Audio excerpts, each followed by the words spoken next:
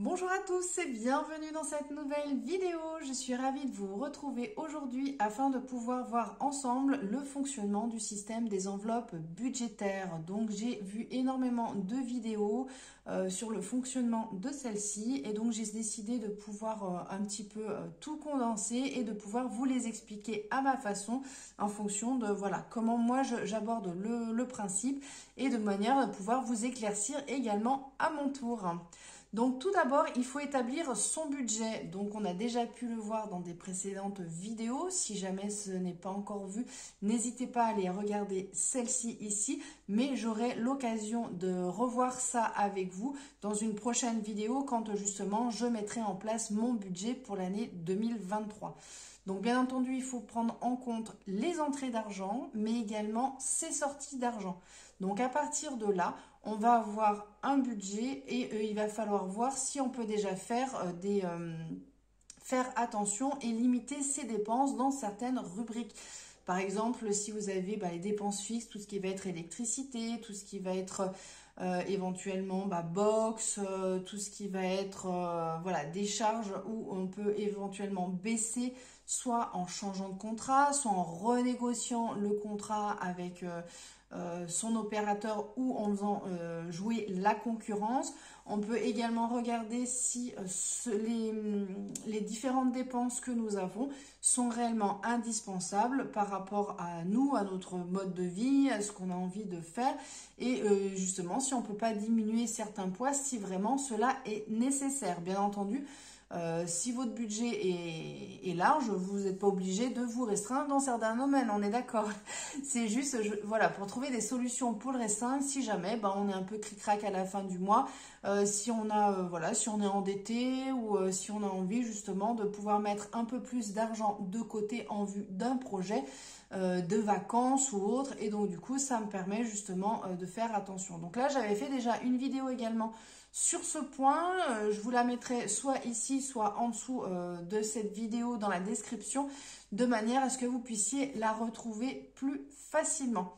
Donc bien entendu, dans ces sorties d'argent, il faut faire attention, il faut bien prendre en compte également tout ce qui va être dépenses annuelles.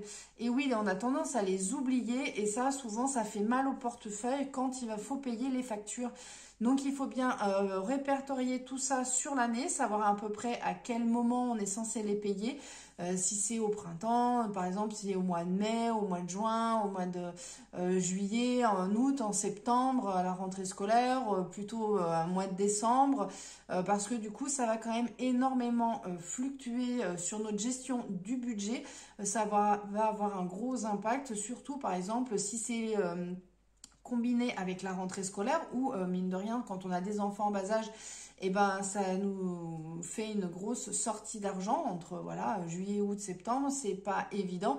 Mais également si c'est au moment de décembre, au moment de Noël, et pareil, on a des grosses sorties d'argent également et donc du coup ce n'est jamais tellement évident de pouvoir sortir l'argent à ce moment-là, ou en tout cas ça fait assez mal. Donc autant le prévoir à l'avance, le budgétiser et bien le noter. Donc voilà, il y a le système où on prévoit nos dépenses à l'année et qu'on va venir les lisser tous les mois de manière à pouvoir mettre la somme en question de côté. Mais ça, on aura l'occasion, si vous ne connaissez pas le fonctionnement, j'aurai l'occasion d'y revenir dans une prochaine vidéo sur mon budget pour 2023. Ensuite, vous allez prendre vos 3 derniers relevés bancaires. Si vous êtes courageux, l'idéal c'est presque les 6 derniers mois et vous allez lister toutes les dépenses mois, par catégorie. Donc, par exemple, tout ce qui va être alimentation, vous allez noter pour le dernier mois complet, du 1er au dernier du mois, donc le 30 ou le 31 du mois, sauf pour février, on a 28 ou 29 jours selon les années, mais vous allez lister toutes les dépenses, par exemple, par catégorie. Par exemple, si c'est sur l'alimentation, vous notez tout ce qui est alimentation, tout ce qui est achat dans les magasins, grandes surfaces, même les toutes petites sommes. Après, si vous mangez, par exemple, à midi dans un restaurant ou un snack ou autre, ça, vous mettez, par exemple, plutôt dans une rubrique restaurant. Voilà. pour pouvoir le distinguer l'un de l'autre. Pareil, on va faire tout ce qui va être vestimentaire, tout ce qui va être santé, tout ce qui va être beauté, tout ce qui va être par exemple dépenses pour les animaux, si vous avez des animaux. Voilà, les loisirs également, si vous faites des sorties ou autres. Donc voilà, vous allez voir chaque rubrique en fonction de vos habitudes du quotidien. Vous listez ça par catégorie, vous faites une moyenne. Voilà, vous allez avoir le premier mois, j'ai tant. Le deuxième mois, j'ai tant. Le troisième mois, j'ai tant pour l'alimentation. Et après, on va faire, par exemple, sur les 3 derniers mois, une moyenne pour avoir une idée de notre caddie moyen qu'on a à peu près chaque mois. Effectivement, parce qu'on a des dépenses qui peuvent également fluctuer d'un mois sur l'autre. Par exemple, si on a fait des achats de produits d'entretien le premier mois, on ne va pas forcément les acheter le deuxième mois et notre prix risque d'être certainement un peu plus bas que le mois d'avant. Ou on va avoir des promos, on va acheter d'autres choses et qu'on n'aura pas acheté le troisième mois. Voilà, donc après en fait, vous voyez, ça va s'équilibrer. Et donc, du coup, vous allez avoir un peu votre montant, votre prix moyen d'un mois sur l'autre. Et donc, du coup, ça vous permettra d'avoir justement un ordre d'idée des dépenses. Si jamais, parfois, ça peut permettre de mettre en évidence des soucis au niveau du budget parce qu'on s'aperçoit qu'on dépense énormément dans une catégorie qui, en théorie, ne mérite pas d'avoir autant de dépenses ou qu'on se dit, bah non, finalement, je me rends compte que je n'ai pas besoin de dépenser autant, je peux faire attention et donc du coup limiter cette catégorie de manière à pouvoir mettre plus facilement de côté. Donc voilà, cette analyse est quand même importante à faire parce que justement elle va nous servir après pour pouvoir remplir nos petites enveloppes. Ensuite, il va falloir se poser la question de savoir si on part sur des enveloppes budgétaires virtuelles ou si on part sur du réel, du physique. Donc voilà, vous pouvez réaliser vos enveloppes budgétaires directement depuis votre compte en banque. Tout simplement, il faudra quand même mettre en place un tracker au quotidien de manière à pouvoir voir où vous en êtes, de manière à pouvoir avoir un suivi, savoir au niveau des dépenses si vous êtes bien, si vous commencez à dépenser un peu trop par rapport à ce qui était prévu et pouvoir justement vous restreindre pour la fin de la semaine, pour la semaine suivante, pour la fin du mois en fonction d'où on est au niveau du mois et ça vous permet justement de mieux gérer votre budget. Donc que ce soit virtuel ou au contraire réel en physique, il faut absolument mettre en place un tracker. Ensuite, vous allez voir en fonction de vos habitudes si vous décidez de mettre en place votre budget pour le mois ou si vous mettez votre budget à la semaine. Donc ça, bien entendu, c'est en fonction de chacun, en fonction de savoir si vous êtes à l'aise ou pas avec votre budget.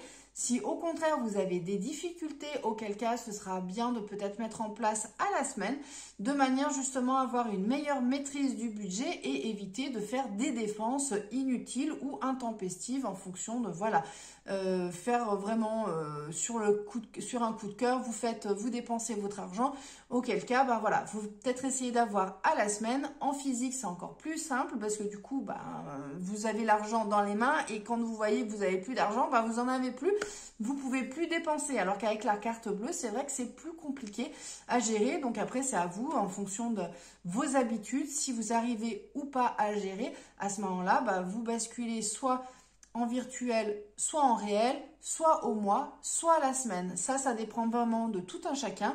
Il suffit de trouver, vous pouvez tester, ça mange pas de pain, vous testez de faire soit à la semaine et faire au mois, vous comparez, vous voyez les deux, celui qui vous correspond le mieux, celui sur lequel vous réussissez à mieux tenir vos budgets. Et donc, du coup, il faudra bien entendu choisir celui-là où effectivement, vous êtes vraiment le plus à l'aise et votre budget s'en porte bien entendu que mieux.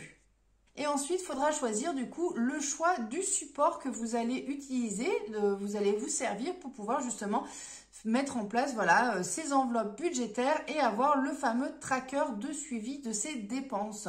Donc vous pouvez le faire par exemple via un cahier, par exemple si vous avez des enveloppes virtuelles, c'est tout à fait possible, hein. Du coup vous mettez ça en place avec votre suivi par catégorie, voilà, soit vous faites un tableau avec des colonnes, soit vous faites un par page, vous marquez, voilà, en fonction de la manière dont vous voulez appréhender en fait ce cahier, vous mettez en place votre budget de manière à pouvoir avoir le meilleur des suivis.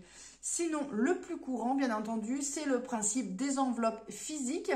Donc, dans ce cas-là, vous allez utiliser soit des enveloppes classiques qu'on envoie pour la poste, tout simplement. C'est ce qui reviendra le moins cher que tout le monde a quasiment chez soi. Vous mettez la catégorie dessus et vous la rangez dans une petite boîte où vous faites des trous en bas et vous la mettez dans un classeur. C'est tout aussi bien et tout aussi pratique également et ça vous permettra d'avoir un suivi. Vous prenez une petite feuille où vous mettez votre suivi que vous glissez dans l'enveloppe où vous avez collé dessus, par exemple devant ou derrière, comme vous voulez. En fonction, parce que devant, vous pouvez mettre le nom, par exemple, course ou alimentation, et derrière, vous le collez derrière ou vous le glissez à l'intérieur, peu importe. Comme ça, vous avez un visuel directement sans forcément avoir à ouvrir l'enveloppe, de manière à avoir justement le détail de vos dépenses, ou en tout cas de ce qui vous reste dans votre enveloppe.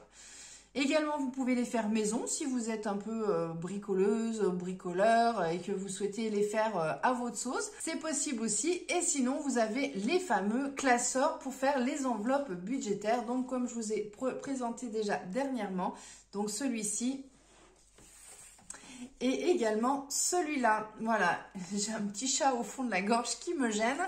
Excusez-moi pour ce déraillement vers la fin.